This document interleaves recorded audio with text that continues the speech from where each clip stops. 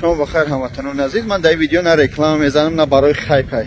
راستو حقیقت بفهمی که همین عذابی که بابای لنگری کشید، همین عذابی من کشیدم، ایروی برادرم کامران، یعنی ما به خاطر خدا خدمت کردیم.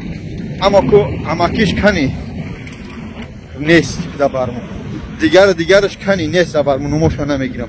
اما ما از برای خدا خدمت کردیم، با گناهگار شدیم، با دز ما گفتن، حرام خور ما گفتن، چی گفتن یا چند روز دیگه صبر دارم انشاءالله.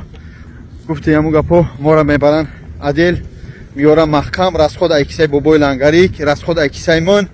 اما شخصایی که در حقیقتا سوما گرفتن، یعنی فرمان دادن که فلان سوما در فلان آدم تیوای فلانی هم میبره، میگه ما لیتسای اساسیانشون ندادیم به خاطر که الله میگه که ساتر که روز قیامت ما گناهات را ساتر میکنه. به خاطر الله، به خاطر قیامت ما خب کرده صبر کردیم.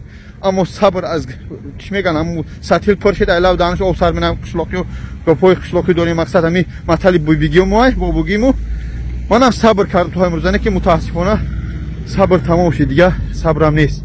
با هم خاطر من چند روز دیگه صبر دارم. حاضر عدل اومدم، الله شهید، حاضر عدل اومدم.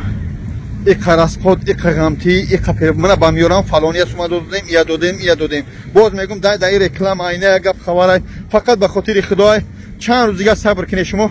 بعد لیتسای اساسی همین گناهگارای اساسی خودتون میبینی. خدا همه ما را صبر تیا در حق ما دعا باشه تا این مشکل بریم. بعد ببینه که سوما کی گرفته و کی داده گیجا شده.